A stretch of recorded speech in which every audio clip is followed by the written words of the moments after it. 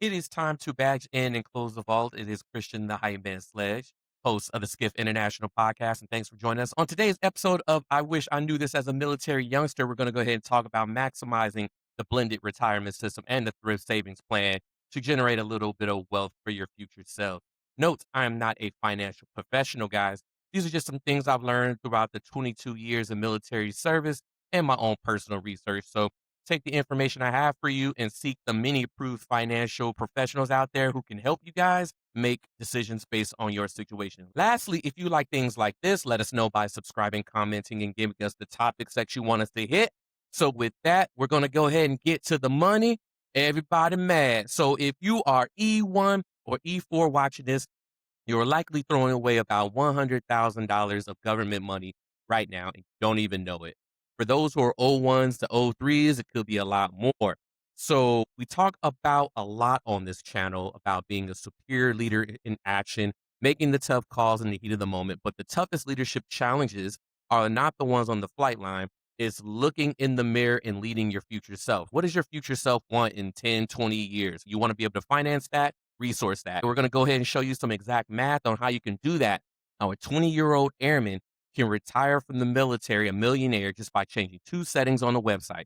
So let's talk about the free money. First, you need to understand the blended retirement system, BRS. If you joined after 2018, this is you.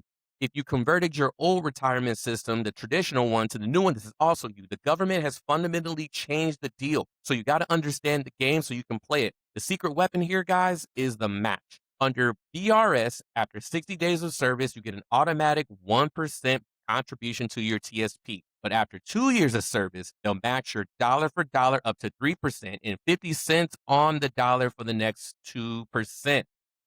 So what that means is if you put 5% into your base pay, the DFAST or my pay puts in another 5%. That's a 100% immediate return on your investment. And I don't know any other place on earth that does that legally. So what I'm saying is you need to get smart on that. The moment you contribute that money, it doubles. So just keep that in mind. If you're contributing 0%, then you're literally declining a pay raise for your future self.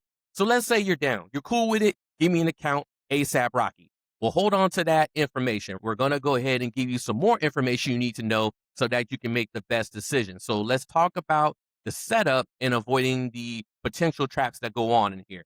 Okay. Putting money into the TSP and the BRS is step one. Step two is where 90% of military members get it wrong, including myself. They just leave the money in the G fund. The G fund is a government securities fund. It's safe. It's like putting it into a bank. You'll never lose money, but it'll also barely grow. It barely keeps up with inflation.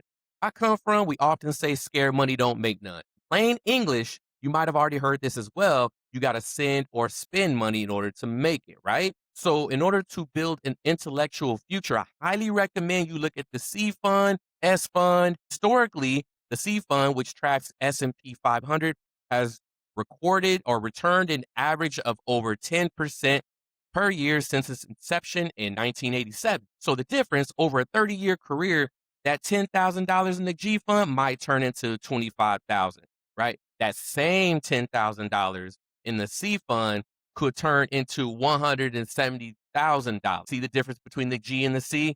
That's significant. That's the cost of financial literacy. So that's just some basic math to show we know what we're talking about when it comes to the basic math, not the financial part, just the math. Let us set up the framework with easy steps in order to get you where you're going so your money can do what it needs to do and hook up your future self. Step one is log into your TSP account immediately. Step two is set your contributions to at least 5%. As of 2026, the limit is $24,500 a year, but you just need to hit that 5% minimum to get the full match. Step three, change your allocation according to what you want. Remember, I'm not a financial expert. You need to get with the experts to figure out where it goes so you can make the best decision. But either way, sounds like you're going to be moving your money out of the G fund into life cycle fund, L fund that matches your retirement date, or a mix of the C or the S funds if you want to be more aggressive. Again, financial professional. Okay, they're going to add some application here. If you're an E3 making roughly $2,700 a month in base pay, 5% of that is about $135. The government will add their match. That's $270 a month going into your future total. If you do that consistently and increase it every time you get promoted or a bonus or something like that, the compound interest will do the heavy lifting. We all know the laws of compound interest. It's a thing, it's true. Okay. So back to being a superior leader. It means ensuring your team is ready for the mission, but it also means making sure you are ready for life after the uniform. This sets you up. Do not let your financial future happen by accident. Attack it with the same discipline that you have to your AFSC. Now, remember, guys, if you found value in this intellectual briefing, go ahead and hit that subscribe button. We're bridging the gap between military service and civilian service. This is the SCIIF International Podcast, and I'll see you on the next one. Hype man